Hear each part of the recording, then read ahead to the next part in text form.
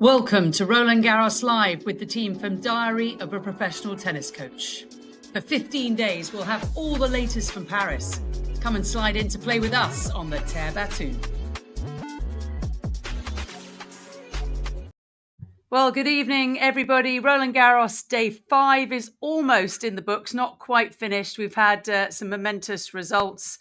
The end of a career in regards to Richard Gasquet, the 38-year-old Frenchman, bowing out at the hands of the one and only Yannick Sinner.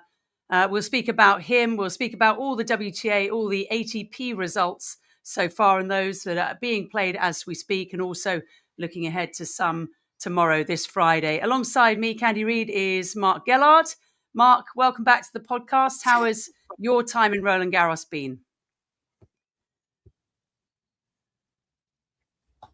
Short is the best word to use. A little bit short. Yeah, it wasn't real successful for us. We didn't seem to get our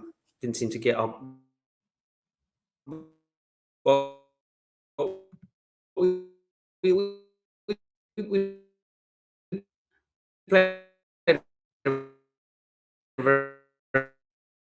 Mark, your internet is breaking up a little bit, and I'd love to be able to hear you, but we can't hear you very clearly. In Clara.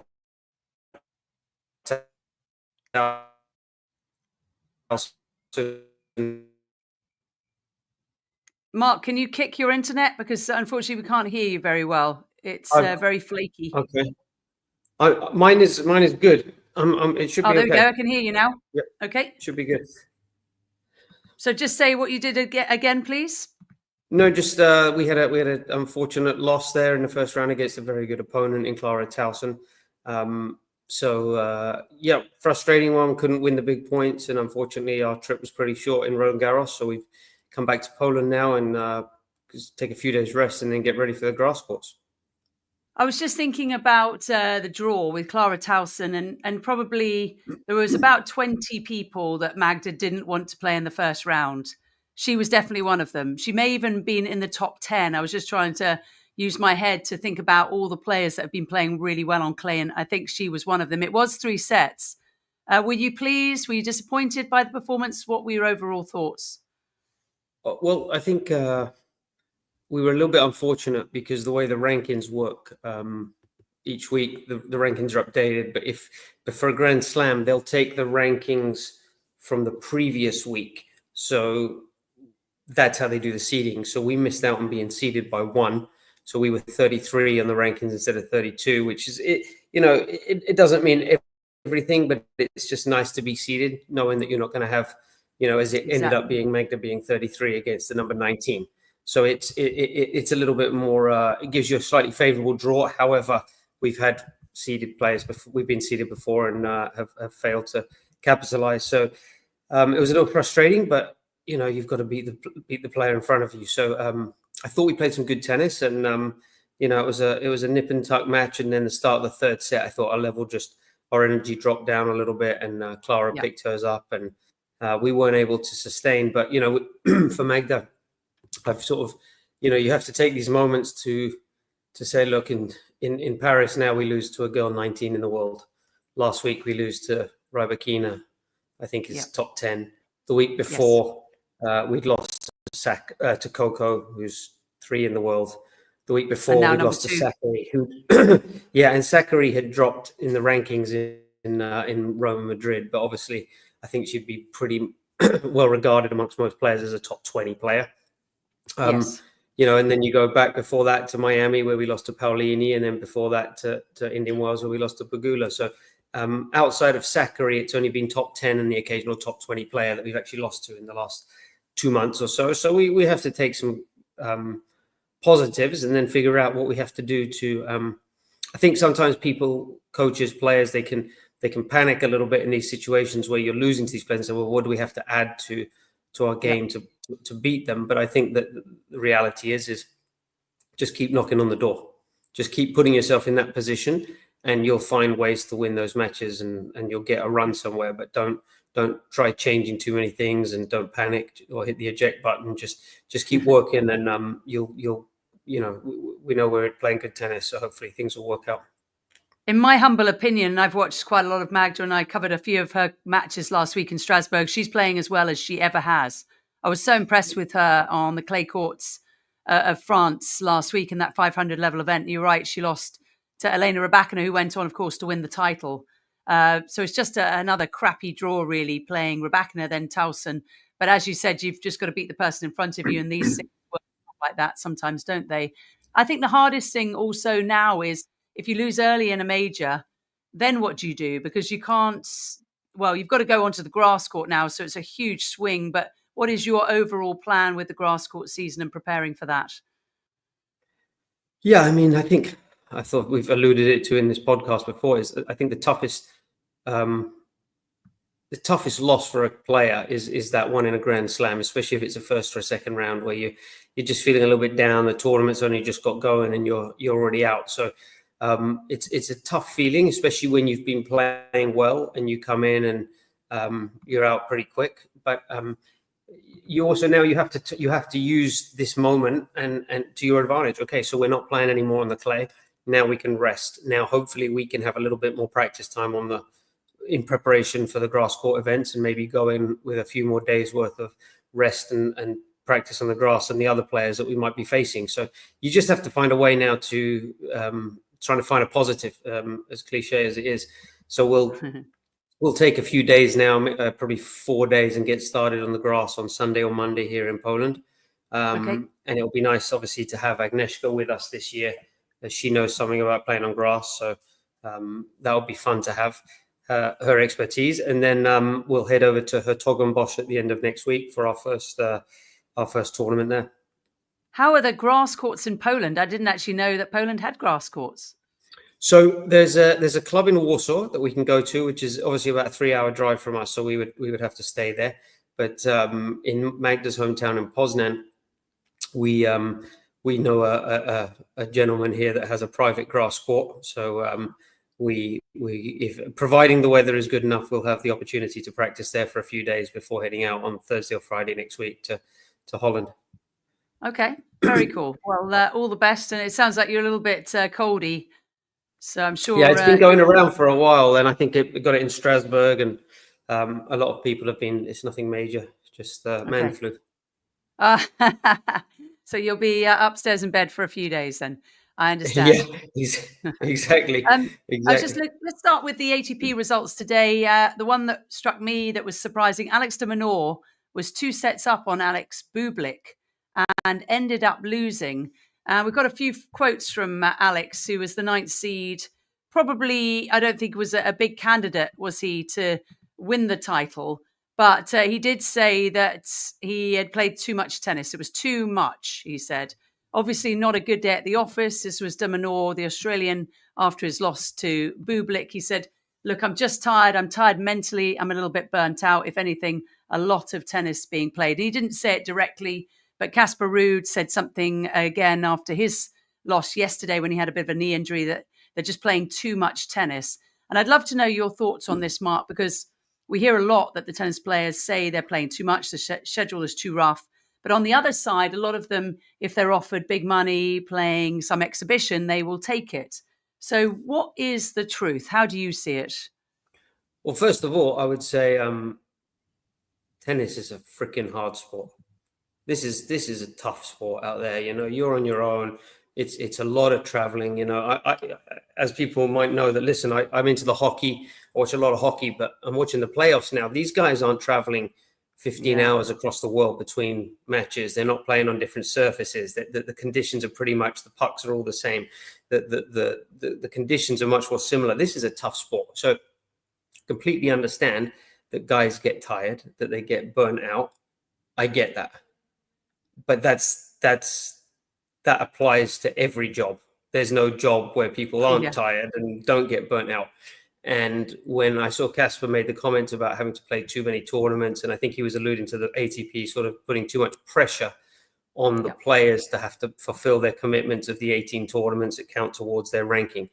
I don't have a lot of sympathy for this, because I think, look, 18 tournaments throughout the year is it's not that bad. They're compensated extremely well for it. And if they really have an issue with it, then they can stop playing the exhibitions in November and December, and the smaller events, the 250s that they maybe go to for the prize money. I think, I'm not saying they're not tired. I'm not saying they're not burnt out. They absolutely go through phases of that. But that's where they need to have the right people around them helping with the schedule and making sure they're selecting the right tournaments and prioritizing the right thing. Because as much as I empathize that they're tired and mentally, I'm tired. I'm not playing and I get tired doing this job. It's a lot of travel. We're waking up in the morning for flights and your next day on court practicing, and I'm not playing. So I can only imagine how tired they are. But at the same time, they're also compensated very well, which doesn't remove the fatigue. I'm not saying, well, they shouldn't be tired then because they're paid well. Of course, they have to take, I think, a little bit more of a look and say, we're in a good situation here, and then maybe I'll just skip 1 or 2 events and prioritize. Right. Yeah, so you were talking about the mandatory events. You're looking at 18 weeks of 52. Of course, some of the 1000s now are 2 weeks long if you get there. But it does seem reasonable, the scheduling to me. And I know as a fan and a commentator that it's good to watch. I mean, the fans want to be involved. You don't want too much of an off season where nothing is happening. So I sort of understand it from both ways. But I think I totally agree with you that they're so well compensated and they don't have to play some of those smaller events. So, but you can also see from them when they get tired and they lose or they're injured that they're looking for some excuse, something to blame. Other results: Jiří Lehečka from Czechia has beaten Alejandro Davidovich Fokina in 4 sets. Artur Fils, flying the home flag, he got the better of Yamin Munar of Spain in 5. Roca has surprisingly beaten Mensik, Roca from Portugal. Alexander Zverev was a 4-set winner over Jesper de Jong. Talon Griekspoor beat Gabriel Diallo, the Canadian big server. Now let's get on to the Yannick Sinner, Richard Gasquet match, Mark. 3 sets for Sinner, no surprise, 3 love and 4. But I'd love to talk to you about Richard Gasquet. We've spoken about Magda and her longevity of staying in the top 10 for over 10 years. I just think that is unbelievably good because, in my opinion, it's the hardest sport in the world, tennis. I would like it to be top 10. I think you said I would love it to be top 10, top 100 for 10 years. Well, yeah, I got those wrong. Sorry, top 100 for 10 years. It's about the same thing. But your thoughts on Richard Gasquet, 38-year-old, calling it a day. He's won 16 ATP Tour titles. Won his Roland Garros debut in 2002. Yeah, he's been incredible for the game. And I think he'll be regarded as the gold standard of backhands on a clay court. I think people always use him as a reference point. He's been great for the sport. He's such a great player. Always conducted himself well. Was friendly in the lounges and locker rooms, restaurants. So I think he'll be missed. And I hope though that he goes now and enjoys his retirement because he deserves it. I spoke to him a bit in Monte Carlo after he won his first round match, and I said, "Are you sure about retiring?" He goes, "Yeah, I am tired." I thought that was so good. But we had Christina McHale on the podcast yesterday. It takes a toll, and I think. Carry on. No, sorry, I was just saying it as a little delay. Sorry. No, I think these guys, they, after a while, we were talking this week, even with looking at Novak, as amazing as he is and what he's accomplished, he looks tired a little bit more now than you maybe saw in the past. That the fatigue on his face, it shows, and you're not surprised, not surprisingly. But this is a really, really rough sport, and I think when I'm coaching juniors as well, you have to make people appreciate or understand that the actual on-court hitting of forehands and backhands is only one part of the game, and there's so many other facets to it. Whether it's the dealing with the traveling, the pressures of being seeded in a tournament, not being seeded, the constant changes in conditions, whether it's surfaces or balls. There's so many variables, and being able to hit the ball well is just a tiny part of the whole process. Well, we know all about brilliant juniors, don't we? Or people that hit the ball so well that actually never make it, because it's such a difficult thing to put everything together, and you have to have all facets, don't you? You have to have a great team around you. You have to love the traveling. You have to enjoy the part where you're walking on court and you've got all this adrenaline and nerves. That's the part I hated the most. That horrible feeling when you're about to go on court and kind of you're in such a vulnerable state, and you're right, you're doing it all on your own. And Magda is now 33. How does she cope with all the sort of ups and downs, and how do you do it as a team? It's hard. I'd like to say that Magda's got better at it and it doesn't bother her as much playing the big tournaments, being at the slams. It's the same. If anything, it maybe has got worse, right? Because as you get older, the your awareness of the situation is increased. You realize how big of an opportunity it is.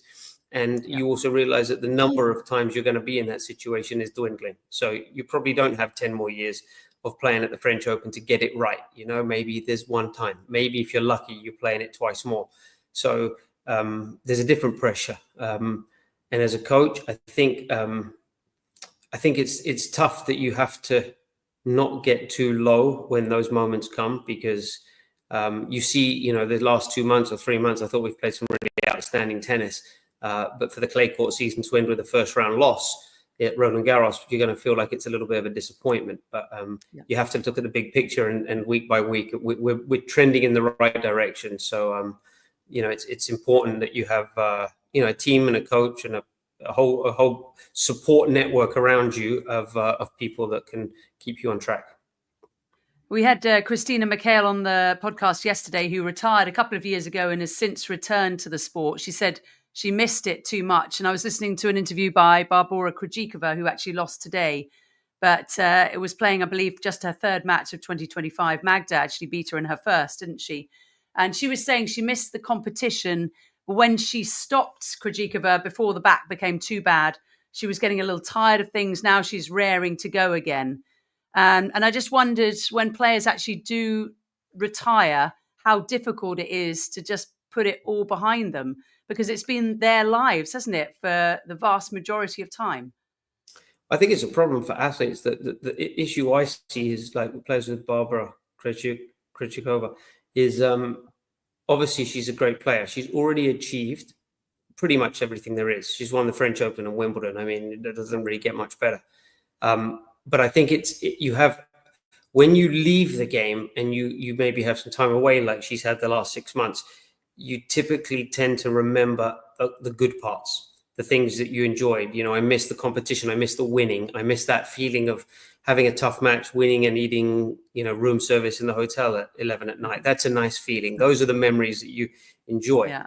I think that the feeling that she has now, she's excited to come back and get back into it. My personal feeling is that feeling will dry up pretty quickly, especially if the wins don't come early on, because it's rough out there. And someone like her, whose standards are so high, right? You know, being in the third round of a slam is not going to be a satisfactory result, or a fourth round. That's not going to cut it. So I think you see it with Elise Cornet, you know, wanting to come back and play. I think that they leave and they do have that period of time where they miss the sport. But I think, you know, one thing is that all these players, they could not touch a racket for 10 years. And still, they're not going to forget how to play tennis. They're still going to hit the ball just as clean in 10 years' time. They're not going to lose that. And so they come back after maybe having some time away and they say, oh, actually, I can still hit the ball really well. I can go back and play. Yeah, you're never going to lose the hitting part. That's there forever. Yeah. It's like riding a bike. It's the competition. It's the dealing with the ups and downs, the emotional issues, as we talked before, the other variables in the sport. That's the part that beats you down. I said to Magda at Miami Open, when I get to stay at home for that tournament, I said, if the tour was only based here and played in this one venue every week, I could be on the tour coaching for the next 30 years. That's I get to go home, I get to sleep in my bed, I get to have my routine, go to the gym, do everything, drive my car. I have no problem then of being on tour forever. But when you add in all the other parts, that's where you really, where it gets tough. So it's really, and it's magnified for players. And I'd imagine players really need to gear up with something they're going to do next. Elise Cornet, brought her up. She is an author. I thought she was going to have a lovely retirement and kind of just settle down maybe, but she obviously has missed it too much. Perhaps there's not enough in her life. I don't know the little details, but that's another problem, isn't it, for a lot of tennis players? What do you do because they're still relatively young? It's tough. And I think also, a lot of people say, well, why don't they get into coaching? It's especially, and this is an argument that a lot of people have, but especially for females, right? A lot of them that finish, there is a difference for the women in biological clockwise. That if they want to have family, there's that time when they retire where they probably have to start looking into that.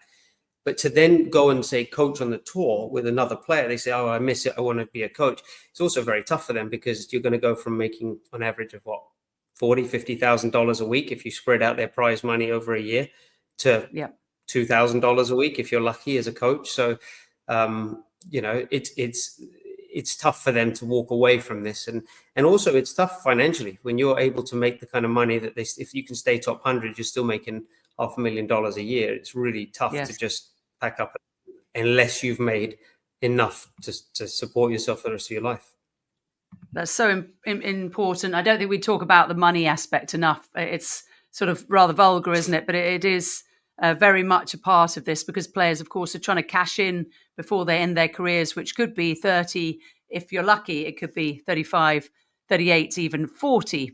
Let's have a look at some other results. Yannick Sinner will play Jerzy Lehečka next after beating Gasquet. Fonseca, Mark, he was on court 14 again. I think the organisers are going to put him on a bigger court because he is just bringing in the fans. Everybody loves this 18-year-old. He's so lovely. He's beaten Pierre Hugerbert of France in 3 sets. He's something special, isn't he, this young man? This guy, I remember, this was about 4 or 5 days ago when we were in Paris. We had to go to the Yonex distribution center, which was one of the hotels there. And when we got there, he was there at the same time with his parents collecting his stuff. And we spoke for a while there for a few minutes, and he just couldn't be a nicer guy. He just couldn't be nicer. And I said to Magda afterwards, I said, if I could be reincarnated, I think I'd like to come back as him.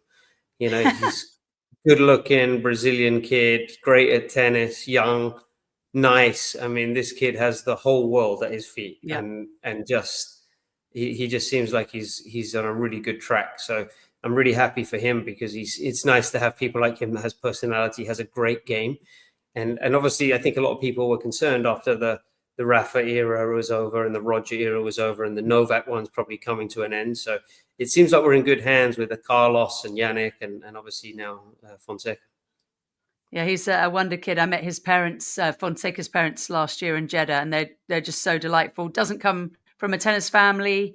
The parents said it was all Zhao when he was younger, driving it, asking them to take him to practice and to do this and that. They weren't putting on any pressure. It's all from him. And I think he's just such a well-grounded, lovely boy, hopefully with a great future ahead of him. If anything to go by what he's doing here, it certainly is. My slight dark horse, Fabio Cobolli, has won again today, Mark. He's beaten Matteo Arnaldi, fellow Italian, in 4 sets. Cobolli is just one of those exciting players. He played in the Next Gen a couple of years ago, and he's very confident in his ability. And I think that makes him quite unique, that he sets out and says, well, I'm going to be number one. I'm going to be the best in the world and see if I can't be. There's something to be said for that. It comes maybe across sometimes as being a bit egotistical, but for me, he's backing up his results. What do you think about Fabio Cobolli?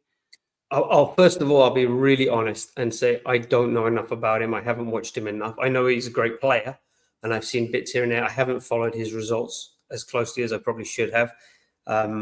But regarding that point, there's a big difference between self-confidence and arrogance. Yes. And I think an interesting skill to have, if you can call it a skill, is the ability to, one, is to back yourself, but also some people need to touch something in order to achieve, to feel that they can achieve it. Meaning, some players need to go win the tournament before they believe they can start winning other tournaments.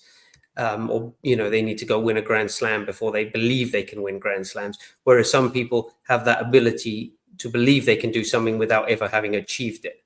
And that's a huge skill set to have, because it's not arrogance. It's that confidence that you get in just, I've worked hard enough and I'm good enough. And I think that's something that you see guys like Sinner and Alcaraz and Nadal and Novak, they all had that, right, from a very early age. Yes.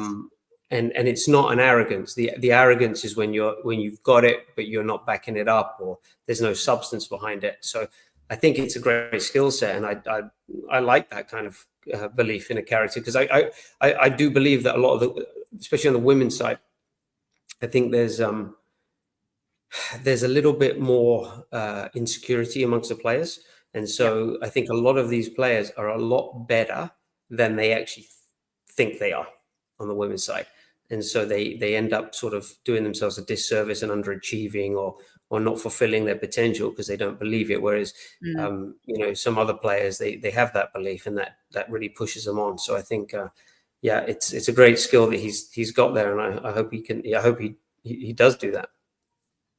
Yeah, he's certainly got the ability, the winner of Hamburg in the run-up to Roland Garros. Other results, Novak Djokovic had a 3-set win over Quentin Moutet. Ethan Quinn got the better of Alexander Shevchenko, and Cameron Norrie from Great Britain is through, as is Jacob Fernley. He was a set up on Hugo Humbert when the Frenchman had to retire. Let's swing round now to the women's. By the way, there is one men's match going on right now. Jack Draper is up a set on the 38-year-old Gaël Monfils, who a couple of days ago came back from 2-0 down. Monfils, well, how fun is he to watch? On the women's side, Mark, Mira Andreeva, I think I've picked her to win the title this year. She's just beaten Aisling Kruger. We had Michael Joyce, Kruger's coach, on a couple of days ago, but she didn't win this one. Andreeva coming through 3 and 4. She's now 18 years of age. I remember she played Magda, I believe, on her 16th birthday a few years ago, and beat Magda, and then beat Leila Annie Fernandez, and then beat Beatrice Haddad-Maia. I think those were in Madrid back to back to back. It was kind of the first huge results of Andreeva, and she just gets better and better. Yeah, I mean, she's a great player. She's got the whole package. I don't believe she's gonna win this tournament. For me, the last month, she's looked a little vulnerable mentally. I think she's an emotional player. She plays with emotion, which is good and bad at times. But I think at the moment she's just a little. I'm not sure exactly. It's just a phase. But for me, she's playing with a little bit too much emotion right now. And I've seen her, sort of walk in the line, very close to the line of losing control of the emotion and having the emotion control her, rather than vice versa. So I think. For me at the moment, she's still not quite ready, but I completely agree. It's only a matter of time before she's going to win a Grand Slam. I think she's got her biggest problem, though, is probably Aryna Sabalenka. That's probably going to be her main issue, and probably Iga as well. So there's a couple of players there that are really going to be tough for her to beat. Yeah, Sabalenka and Iga still going strong. Other results, Marketa Vondrousova, former Wimbledon champion, has beaten Magda Frech of Poland. Nice to see Vondrousova back, Mark. To me, when I watch her play, she is just unbelievably skilled, the angles that she can come up with. But of course, the injuries have been multiple. There's also been a divorce, hasn't there? A lot going on behind the scenes for Vondrousova. But how good is she overall? Yes. I don't know if she played a match before this week. I didn't know if she played last week or the week before. No, she didn't, I don't believe. Yeah, this is her first one for a while.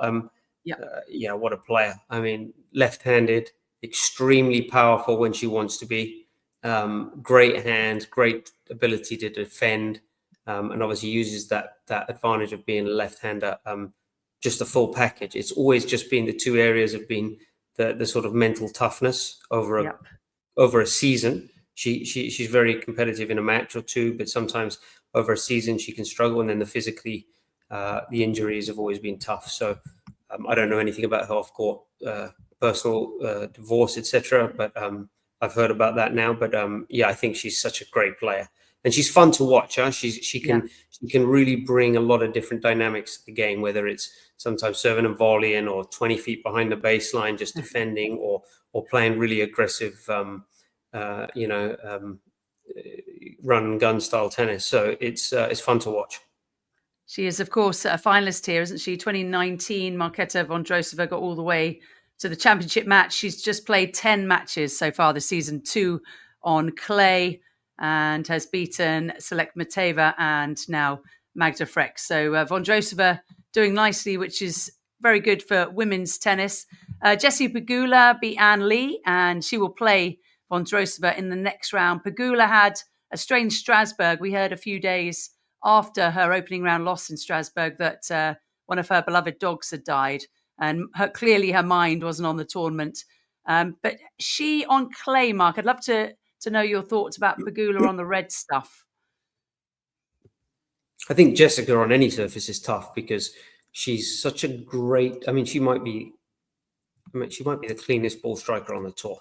I mean, there's an argument to be Really? made with her and a couple of Yeah. others, and probably something that doesn't get talked about enough is how efficient she is, and that's a huge skill, especially in the modern game, is how efficient you can be. I mean, if you look at the you want to look at it as almost like the amount of wattage that she burns versus what she gets out is so low compared to other players, Yes. which makes her, so tough deep in tournaments because she's not fatigued in the same way as other players. She makes the game look really easy. I think probably clay doesn't suit her the most. She's probably would be the first one to say that, but probably a hard court is her preferred surface. But I mean, she's dangerous on everything. When you hit the ball that clean, you return that well, and you can change the direction of the ball that efficiently and that quickly as she can. I think she's a threat on anything. Good day for the US women overall. Hailey Baptiste has won again. Been chatting quite a lot with her dad, Kazim. She's just having a remarkable season, such a stylish play. Got the best of Nao Hibino 3-2. Robin Montgomery did go down in 3 sets to Bozas Monero, who you might remember beat Emma Navarro 1-love. That was perhaps the strangest result of the tournament so far. Coco Gauff and Madison Keys also through. Keys has beaten Katie Bolter 1-3. And Coco Gauff brought her rackets onto court this time. And she took out the 18-year-old Teresa Valentova. Coco Gauff, Mark, she's got to be right in there, hasn't she, to win this tournament? A former finalist, was the runner-up in both Madrid and Rome. Seems to be playing very well. Yeah, she's always a threat. I mean, when you're that good of an athlete, it doesn't really matter where you play. I think she's always dangerous. And on top of being that good of an athlete, she might be the best competitor in the game. I don't think you ever see her tank not that this is a common problem on the tour, but you never, everyone gets down on themselves and maybe lets up a little bit or loses belief. She has that constant ability to maintain her competitive fight the whole way from start to finish. So if you beat Coco, you have to beat her. There's going to be days where she's having bad serving days, and you say, well, this is my chance to beat her, but she's still going to compete. If she's serving bad, then she's going to run faster than she does normally, and she's going to put more backhands in the court, and she's going to find a way to compete. So that competitiveness, along with her athleticism, she's always going to be tough to play everywhere. Yeah, Coco playing very well. She's going to take on Marie Boskova next. I was a little bit worried about Marie Boskova because in Strasbourg she injured herself after having a good start. Obviously, Dr. Nicholas Hauser, who's been working with both Magda and Marie. I don't know if you knew any more about the injury than we were led to believe, but it looks serious. But Boskova's just won 2 matches so far here at Roland Garros. Yeah, I really don't know more. Obviously, it wasn't anything major if she was able to come back a few days later and win 2 good matches. So that's positive for her. I think that'll be an interesting matchup tomorrow. I mean, every year we get more surprises of with the way the draw works, who's beating who. So it just gets more and more interesting. And in the background now, I've got Kasatkina playing Jean as we speak. Yes. So if my eyes keep glancing away, I'm keeping a little check on the score every now and then. Kasatkina up 3-2 with a break on Leola Jean, the French woman. Just a few other results. Sofia Kenin has beaten Victoria Azarenka 6-4. Azarenka in her first round had a love win, her first double bagel win in almost 17 years. And Paula Badosa has got the better of Gabby Rusa. There was a nice social media scene with Badosa being congratulated by her boyfriend Stefanos Tsitsipas, who was upset yesterday. Mark, let's have a look now at matches coming up tomorrow. We've got Lorenzo Musetti, who's playing awfully well. Tommy Paul's going to take on Karen Khachanov. Borges, who beat Rude, will take on Alexei Popyrin.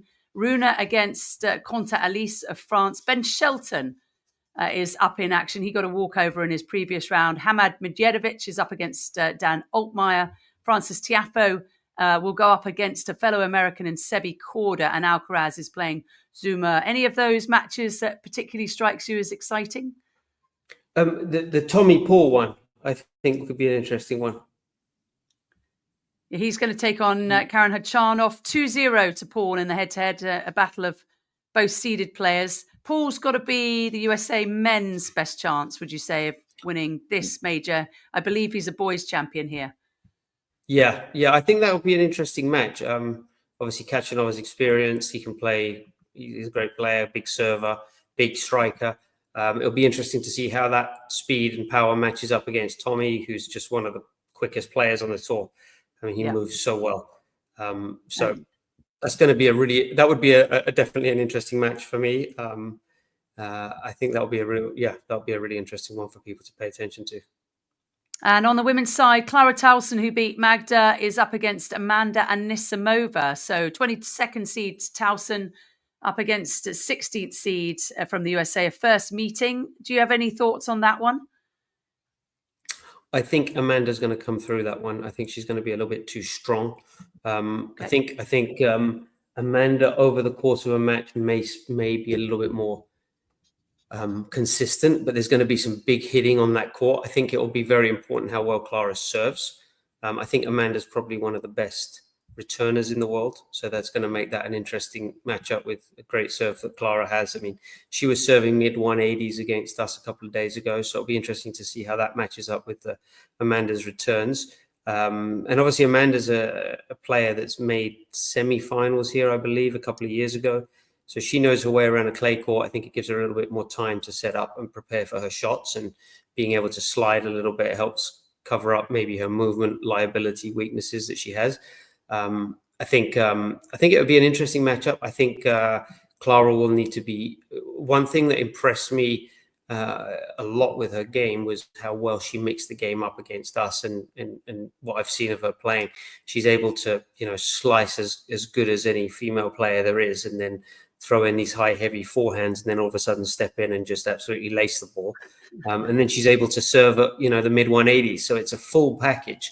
And when she gets it right, I believe she was #1 junior in the world. She's, for me, she's just a very, very good player. And the clay has definitely been where she's had her best results over the years. So it'll be a real interesting matchup. But if I was having to say, I would expect Amanda to come through just in that one. Okay.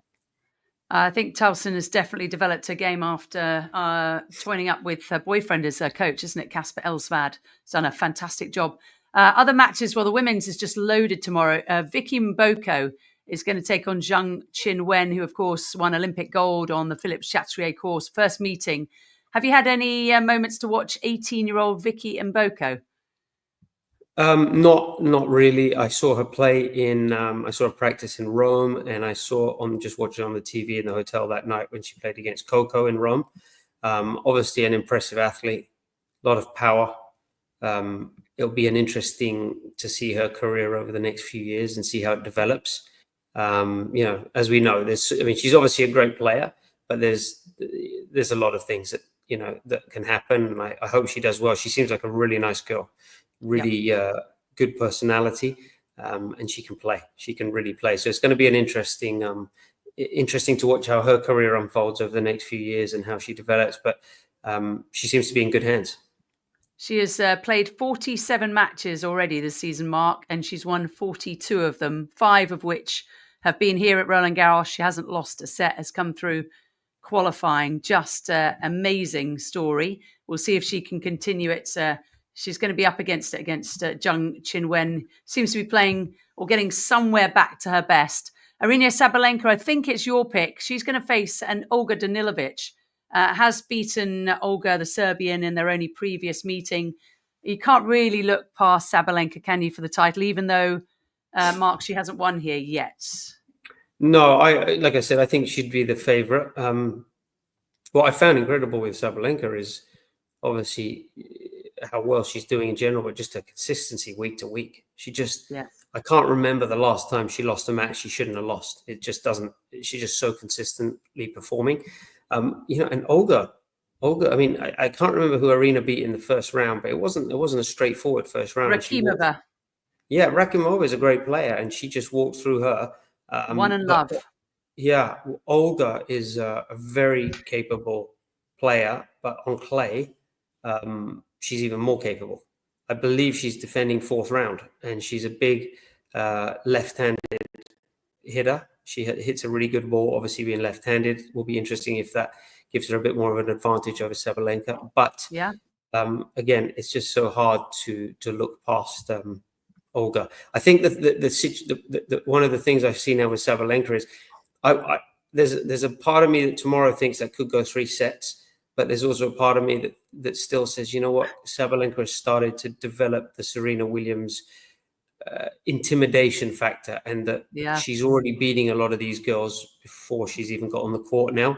People are just starting to see her as invincible because she's so good and so consistent. So I'd like to say 3 sets, but I think it's going to be straight. You're right. Olga reached the 4th round here last year. And just looking at Sabalenka's results, 37-6 is her overall season. She's won 13 out of 15 matches on clay. Of course, she won in Brisbane, got to the final of the Australian Open, lost to Maddie Keys. In Dubai, she was beaten by Clara Towson. In Doha by Alexandrova, but 7-6 in the 3rd. And we know Alexandrova is unplayable when she really hits top mark. In Indian Wells, Sabalenka was beaten in 3 sets by Mira Andreeva in the final. She won Miami. She got to the final of Stuttgart, lost to Ostapenko. Madrid, she won, beating Coco Gauff in the final. In Rome, she got to the quarters, lost to Zhang. So those are just her 6 defeats so far this season. So yeah, they're pretty solid. I mean, it's finals, it's semi-finals, and it's not to anyone there. I think she probably would like that one back in Rome against Zhang. And I think if you gave her one match she'd like to replay, it would be the Australian Open final. But I think I do believe it. It shows you how good she's playing, because I think honestly, if Madison played her 10 times, maybe she wins 3. Maybe Madison would disagree with me on that, but I think that Madison played an absolutely brilliant match, and and she had to in order to beat Arena. So. People are having to start to go, you know what, I have to play the best match I can play if I'm going to have a chance to win. And that's what happens when you have players like Kamila Rakimova in the 1st round. The score looks bad, 1-love, but she knows that if she goes out there and plays her regular game, it's not enough. So she's got to push the boundaries, and she might lose 3-3 if she plays her regular game, but that's still going to be a loss. Whereas maybe she comes out and tries to be a little bit more proactive and forces a little bit more. And, that's the only way she knows that she's got a chance to win. But if she's not firing perfectly that day, you go down an early break, and Arena makes it, 2-love turns into 6-love in 10 minutes. Yeah, and it's all over. You're right. I think she's got that Serena about her.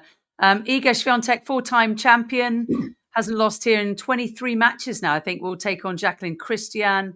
The big one, Elena Rybakina versus Jelena Ostapenko. How about that for a matchup? A 6 meeting. Rybakina, who's seeded 12th this year, leads the head-to-head 3-2. You've got to feel a little bit sorry for the Roland Garros balls in that one, Mark, because that's going to be heavy hitting. Yeah. Well, as you know, we lost to Elena Rybakina last week, and she was playing very well. Her serve is, I would argue, her serve's the best in the game in the women's side. There's maybe a couple of others. Qin Wenjing can fire a serve as well, and but I think overall she probably has the best serve, and she knows how to use it. And she's won at Slam, so she knows what to do. She's got the experience.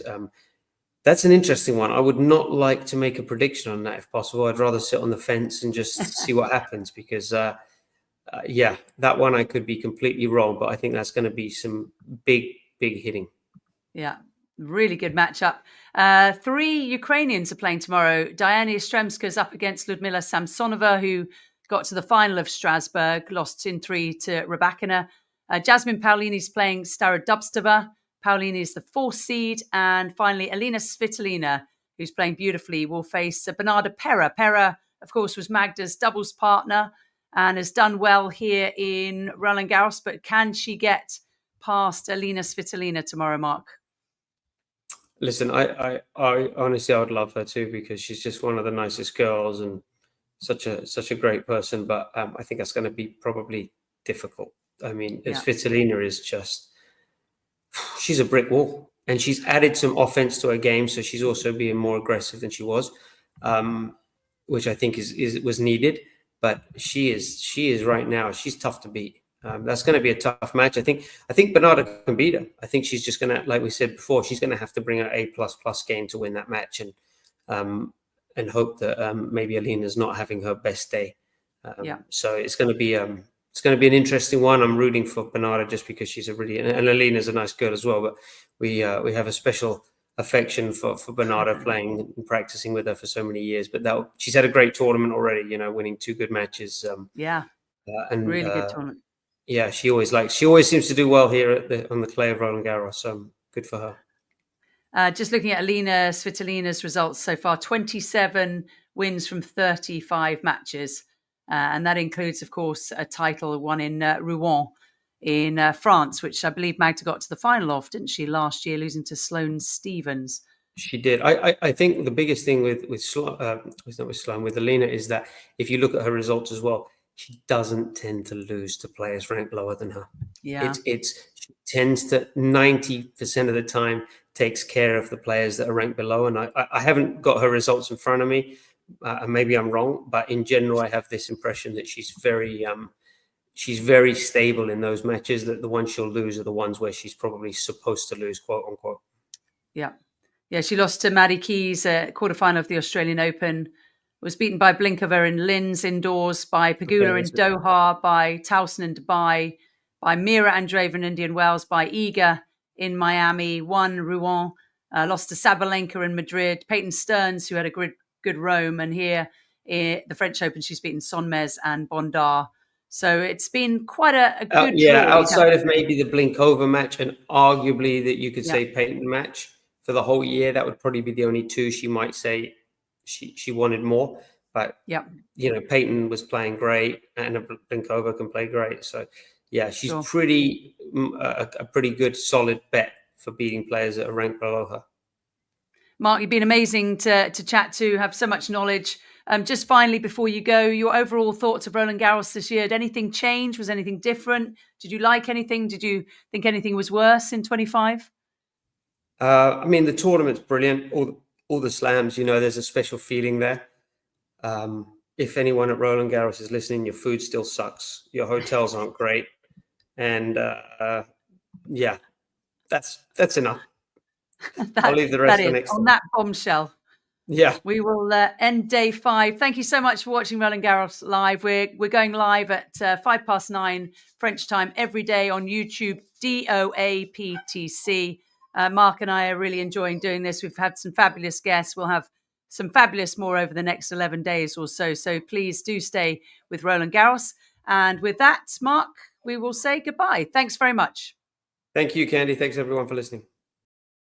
Thank you for watching Diary of a Professional Tennis Coach. Please like, subscribe and share. And we'll be back soon with another great episode.